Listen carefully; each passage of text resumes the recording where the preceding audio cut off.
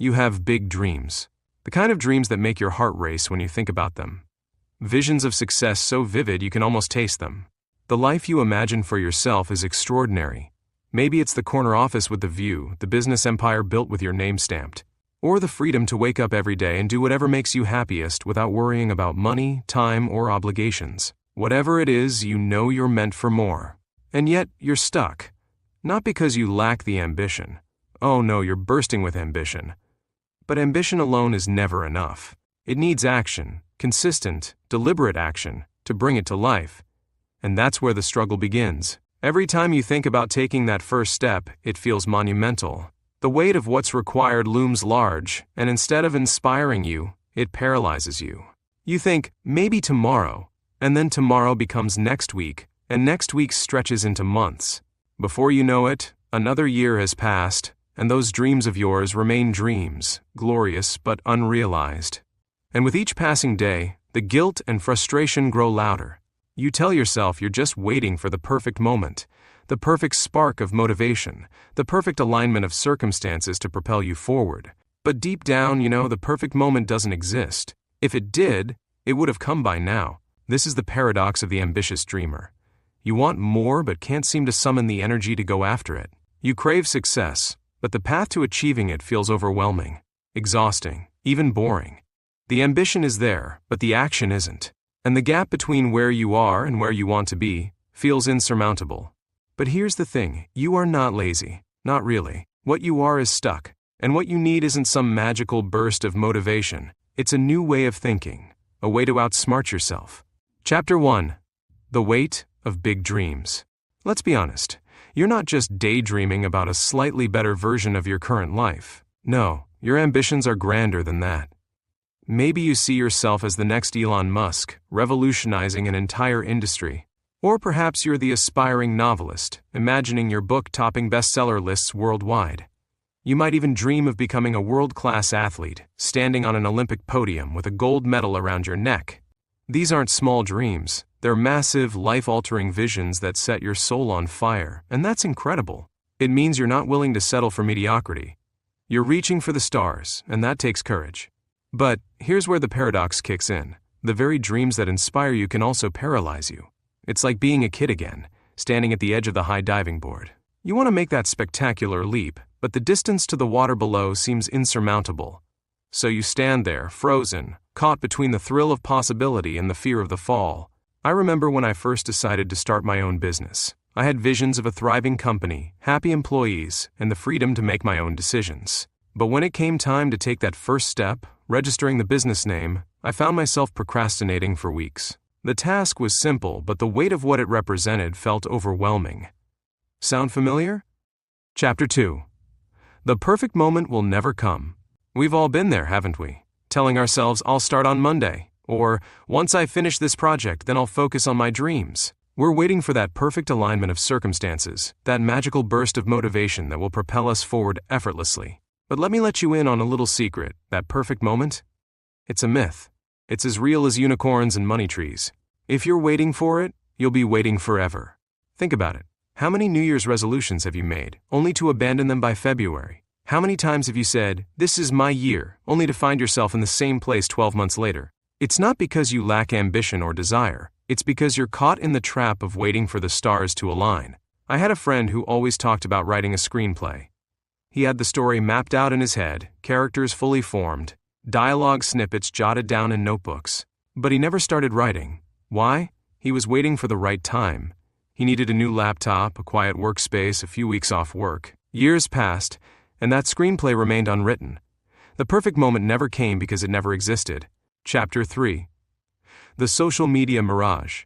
We're constantly bombarded with success stories that seem to happen overnight. You scroll through Instagram and see the year-old millionaire entrepreneur, the fitness model with the perfect body, the travel blogger living their best life in exotic locations.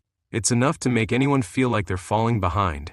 But here's what those perfectly curated posts don't show you: the years of hard work, the countless failures, the moments of doubt and despair. They don't show the aspiring entrepreneur working late nights and weekends, sacrificing their social life to build their business. They don't show the fitness model's strict diet and grueling workout routine. They don't show the travel blogger's struggle to make ends meet between sponsored posts. I remember feeling this way when I started my YouTube channel. I'd see creators with millions of subscribers and think, how can I ever catch up? It was disheartening to say the least. But then I learned something crucial. Everyone starts at zero. Even the biggest YouTubers had to upload that first, probably awkward video. They had to celebrate their first 10 subscribers, then 100, then 1,000. Success isn't a lightning strike, it's a slow burn. Chapter 4. Motivation is a myth. Now, let's talk about motivation. Oh, motivation, that elusive, fickle friend. We've all fallen into the trap of thinking we need to feel motivated to take action. We watch inspirational videos, read self-help books, listen to pumped-up music, all in the hopes of finding that spark that will finally get us moving. But here's the truth. Motivation is not the precursor to action. It's the result of action. Think about the last time you had to clean your house. Did you wake up one morning bursting with enthusiasm to scrub toilets and mop floors? Probably not. But once you started, once you saw the kitchen counter clear of clutter or the living room floor free of dust, you felt a surge of energy to keep going. That's motivation in action. I learned this lesson the hard way when I was training for my first marathon. There were plenty of mornings when I didn't feel like getting out of bed for a run. The weather was too cold, or I was too tired, or I had too much work to do. But on the days when I forced myself to lace up my shoes and hit the pavement, something magical happened. After the first mile or two, I found my rhythm, my body warmed up, my mind cleared, and suddenly, I was glad I'd started. The motivation came after the action, not before. Chapter 5. Learn to take small steps. So, if waiting for the perfect moment is futile, and motivation isn't the answer, what is? Imagine you're standing at the base of that dream mountain again. Looking at the peak is overwhelming, but what if you just focused on taking one step forward, then another, and another? Suddenly, the journey doesn't seem so impossible. This is the approach that changed everything for me. When I decided to write my first book, the idea of completing a 300-page manuscript was terrifying. So instead, I set a tiny goal: write words a day. That's it. Just words. It was so doable that I had no excuse not to do it. Some days those words flowed easily, and I'd write more. Other days it was a struggle, but I'd still hit that minimum target. And you know what? Those small steps added up. In less than a year, I had a complete first draft. It wasn't perfect, but it existed. And that was a victory in itself. The beauty of small steps is that they build momentum. They create habits. They boost your confidence. Each small win proves to yourself that you're capable of progress, and that fuels your motivation to keep going. Chapter 6.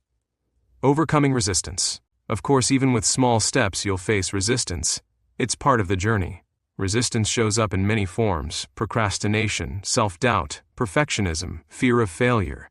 It's that voice in your head that says, you're not good enough, or, why bother? You'll probably fail anyway. I've battled with resistance countless times. When I was learning to code, I'd often find myself procrastinating, convincing myself that I needed to watch just one more tutorial before I started practicing. The truth was, I was afraid of making mistakes, of writing bad code. But here's what I've learned. Resistance is not a sign that you're incapable. It's a sign that you're pushing yourself out of your comfort zone. And that's where growth happens. So how do you overcome resistance?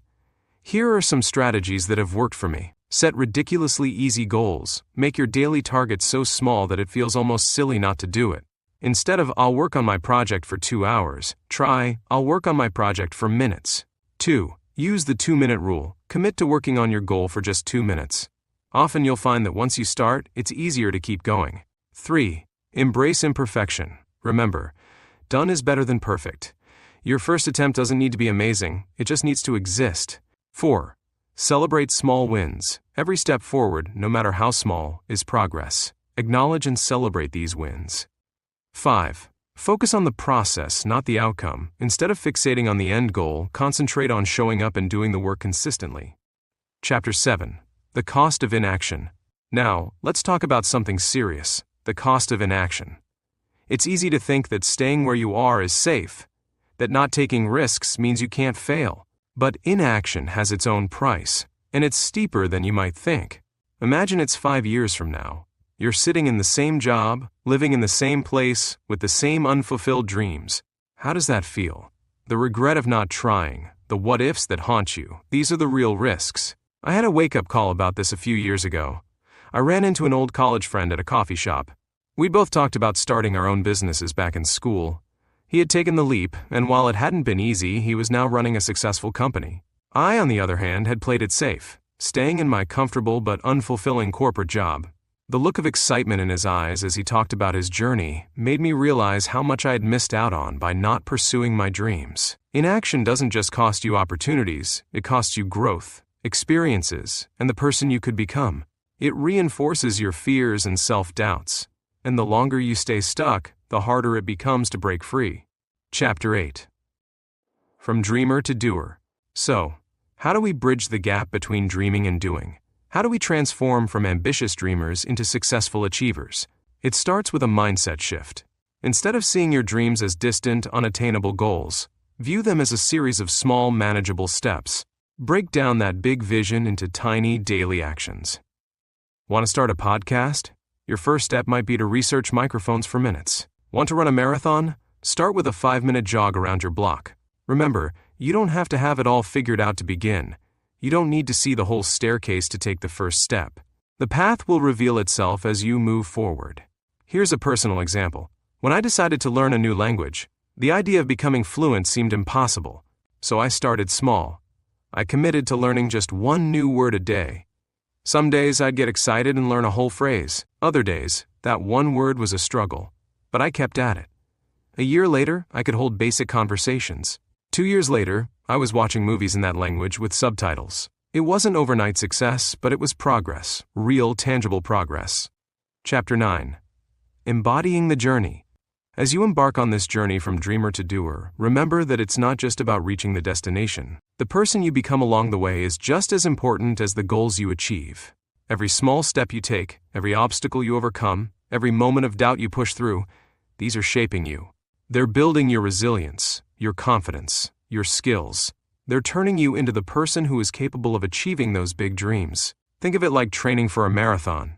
The race day is important, sure, but it's the months of training, the early morning runs, the dietary changes, the mental toughness you develop that truly transform you. By the time you reach the starting line, you're already a different person than when you began.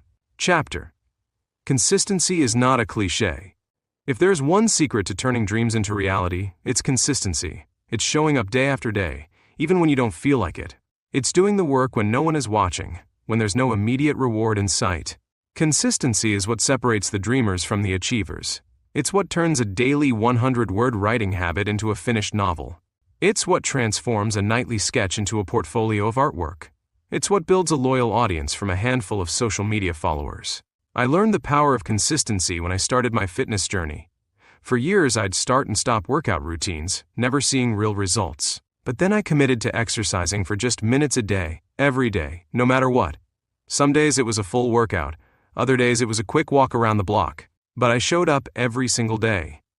After a few months, I noticed changes, not just in my body, but in my energy levels, my mood, my confidence. Those small, consistent actions had compounded into significant results. Chapter 11. Dealing with setbacks. Now, let's be real for a moment. This journey won't be all smooth sailing. You'll face setbacks. You'll have days when you feel like you're moving backward instead of forward. You might even feel like giving up.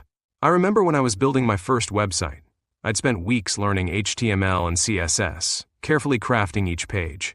And then, with one wrong move, I accidentally deleted the entire site. I was devastated. All that work, gone in an instant. I wanted to quit, to go back to something safe and familiar. But here's the thing about setbacks. They're not failures unless you let them be. They're opportunities to learn, to grow, to come back stronger. I rebuilt that website, and you know what?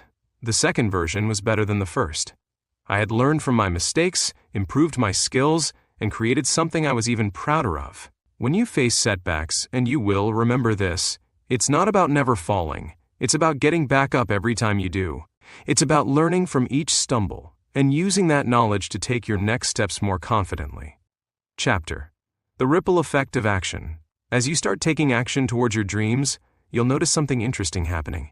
It's like dropping a pebble in a pond. The ripples spread outward, affecting areas of your life you didn't expect. When I started my daily writing habit, I noticed that I became more articulate in my day-to-day conversations. My critical thinking skills improved. I even found myself more creative in problem-solving at work.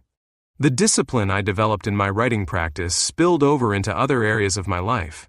This ripple effect can be transformative. As you prove to yourself that you can take consistent action in one area, you'll find the confidence to tackle other goals.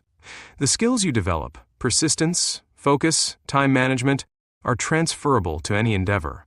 Moreover, your actions can inspire others.